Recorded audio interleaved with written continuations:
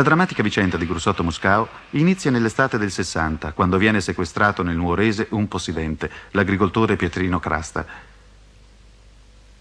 Le forze di polizia accerchiano il luogo dove il Crasta è tenuto prigioniero. I banditi, prima di fuggire, uccidono l'ostaggio. Del delitto vengono accusati i fratelli di Graziano Mesina, il fuorilegge catturato nel marzo di quest'anno. Ma i Mesina, arrestati, scaricano la responsabilità su alcuni pastori di Orgosolo, tra i quali Muscao. Gli accusati fuggono, prendono la via dei monti. Perché Muscao fuggì? Si dichiarava innocente del delitto che gli si addebitava, addirittura sosteneva di avere le prove della propria innocenza. Eppure scelse la vita del latitante, una vita dura, piena di pericoli. Perché non si affidò alla giustizia? È la prima domanda che poniamo a quest'uomo ancora giovane, sul quale i molti anni di latitanza hanno lasciato traccia.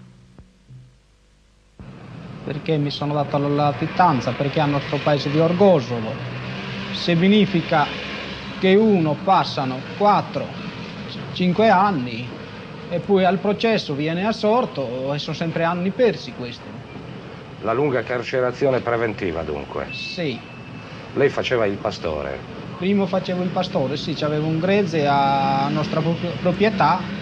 E il gregge che fine ha fatto durante la sua latitanza? Il gregge, quando io ero latitante, completamente distrutto. Ci parli un po' della sua vita alla macchia? Beh, la vita alla macchia è un po' dura, è un po' lunga anche da raccontare e anche da pensarci, basta soltanto, perché si faceva una vita di cani, come i cinghiali, dormire come le volpe e si stava male. Come si alimentava, cioè come si approvvigionava? C'erano dei corrieri che le portavano il cibo dal paese? E ci arrangiavamo così, qualche volta qualche amico, qualche volta ce lo mandavano dal paese, ma piuttosto ci arrangiavamo così come si arrangiano le volpe, piuttosto. Dormiva tranquillo? Mai. Abbiamo sentito dire che alcuni latitanti, per non sprofondare in un sonno pesante, per non essere sorpresi dalla polizia, dormono poggiando la tempia su un sasso appuntito.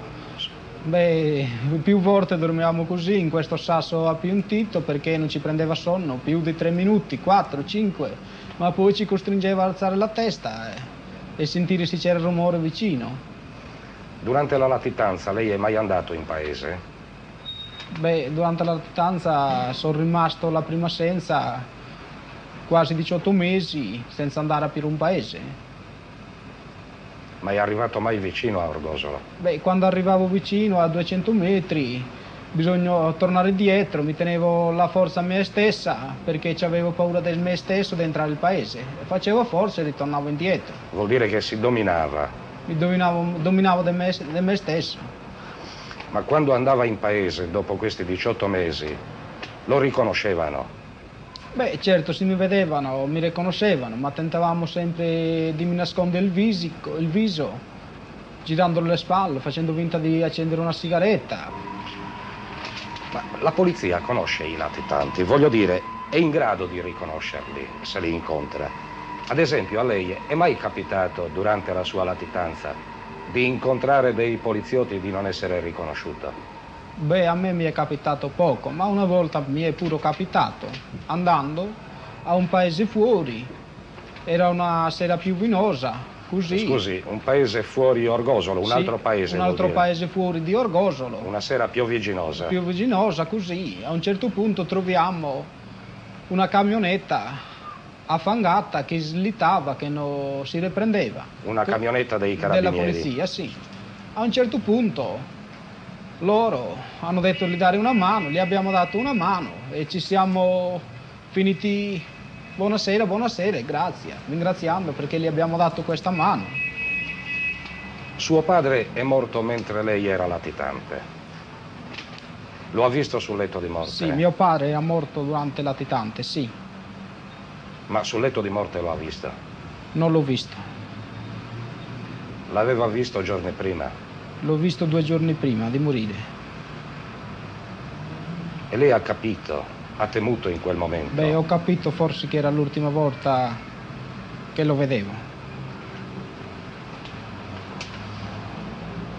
Durante la sua latitanza, uno dei Mesina, cioè uno della famiglia che aveva scaricato su lei e su altri la responsabilità del sequestro e dell'uccisione di Pietrino Crasta, viene trovato morto.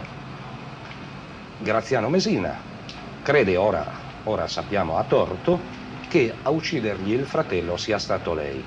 Lei per vendetta personale, per vendicarsi dell'accusa mossale dai Mesina. A questo punto Graziano la cerca nei monti, deciso alla rappresaglia. Non trova né lei né i suoi compagni di latitanza. Cosa succede infine? Ce lo racconti lei. E che cosa succede? È successo che lui ha saputo che c'era mio fratello in questo bar. È andato a questo bar e ha ucciso mio fratello con una raffica di mitre che non aveva più una colpa, né io né lui. Come ha saputo dell'assassinio di suo fratello Andrea? Beh, l'ho saputo l'indomani, per mezzo il gadgettino, così. Cioè la radio? La radio c'aveva un transista. Un transistor? Sì, alle ore 14 ascoltavo sempre il gadgettino. Ascoltando il gadgettino ho sentito che avevano ucciso mio fratello dentro questo bar. Ascoltando alla radio la notizia dell'uccisione di suo fratello Andrea, non le è venuto istintivo il pensiero di vendicarsi ammazzando Graziano Mesina?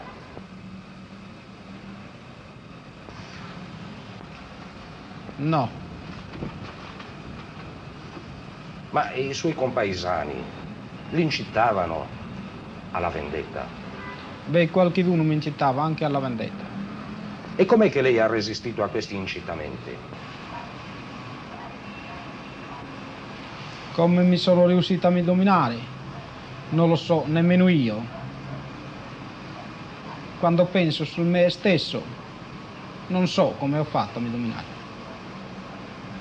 Ma ci ho pensato più volte. Ma tanto, Andrea è morto e non torna più. Se uccido, non torna, e ho pensato, non ucciderò mai, tanto lui non torna. Ora Muscau ci accompagna nei luoghi dove attese nascosto il processo. Non lo sfiorò mai il pensiero di costituirsi. La paura di una lunga carcerazione preventiva per la lentezza della giustizia è comune a tutti i barbaricini. Ha detto il procuratore generale della Corte di Appello di Cagliari, molti, anche semplicemente indiziati e probabilmente innocenti, al semplice invito a presentarsi in caserma si danno alla latitanza per la preoccupazione di una lunga detenzione preventiva. Muscau ci mostra una delle grotte dove si nascondeva.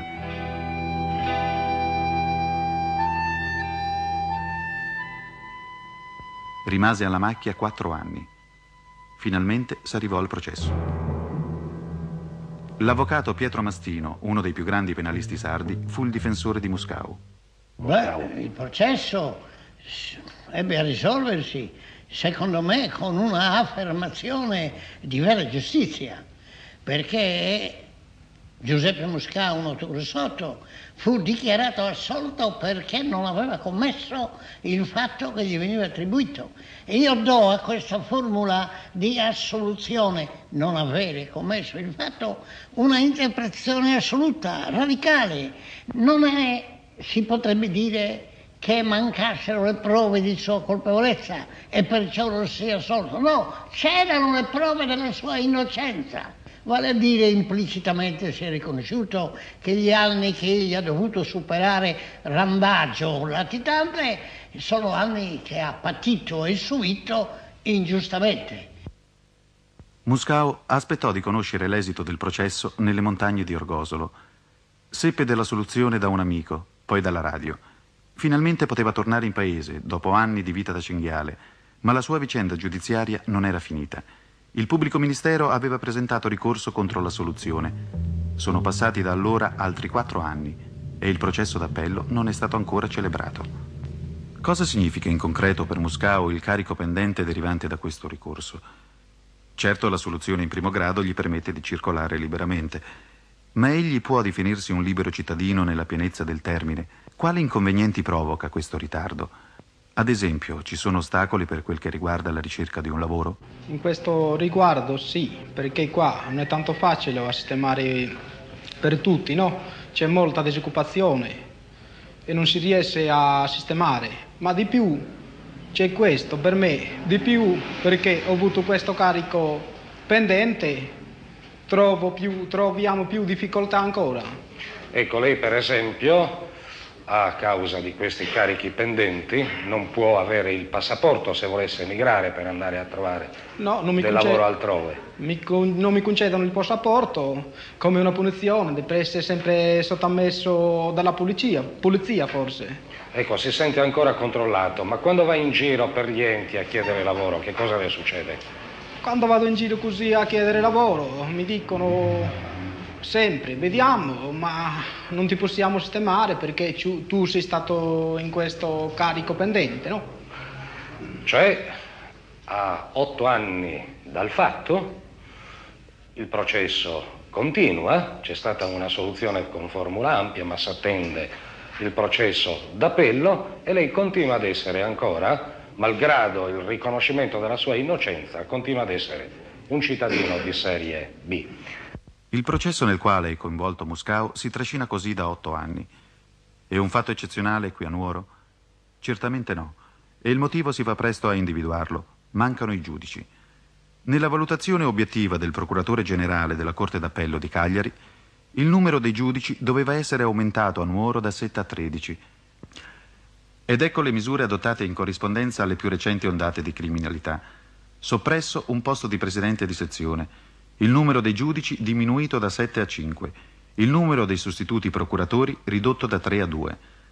Al 31 agosto di quest'anno si innalzavano a pila nell'ufficio dell'unico giudice istruttore di Nuoro 25 fascicoli processuali per omicidio, 7 per sequestro di persona, 16 per tentato omicidio, 22 per rapina, 4 per tentata rapina, 3 per estorsione e 6 per tentata estorsione. Tutto questo lavoro sulle spalle di un solo giudice, e sono istruttorie difficili per l'ambiente particolare in cui si svolgono. Adesso io le voglio fare un'altra domanda. Un latitante che ha una esperienza simile o quasi simile alla sua mi raccontava che finché era nei monti, temuto, godeva così dell'aiuto di tutti e poi una volta che è stato assolto ha sentito un po' il vuoto intorno a sé. È successo anche a lei qualcosa del genere? Beh, mi è capitato anche a me perché quando era fuori tutti mi avvicinavano perché... Fuori vuol dire fuori alla macchia? Latitante, no? E forse gli facevo comodo, oppure avevano paura loro e ricercavano di si avvicinare a me come una guardia, penso io. Ma dopo che io sono rientrato al paese non si è avvicinato più nessuno. Quando sentivano forse il mio nome più si allontanavano, no? E cioè... se qualcuno mi avvicinavo per motivo di mi dare un posto di lavoro, quello si allontanava anche di più ancora. Cioè, finché lei era un bandito, godeva della considerazione generale? Sì. Nel momento nel quale una corte d'assise l'ha dichiarata galantuomo, questa considerazione io non l'ho avuto più, me l'hanno levata. Muscao si è salvato, non è diventato bandito. Non così i suoi compagni di latitanza.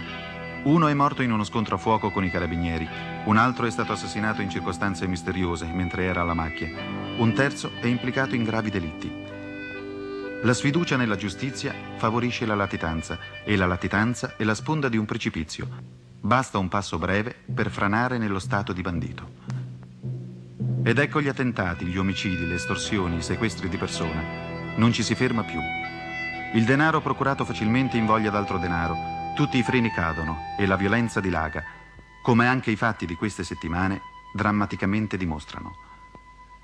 Non basta eliminare dalla scena banditi famosi come Nino Cherche, Graziano Mesina, Giovanni Pirari, catturati o uccisi nell'anno che volge al termine. Altri giovani li sostituiscono nelle imprese delittuose. Certo, perché il banditismo finisca, la riorganizzazione dei servizi giudiziari non è essa da sola il rimedio magico. Questo comunque è uno dei passaggi obbligati. Oggi a Nuoro 2 magistrati in più potrebbero talvolta significare un latitante in meno.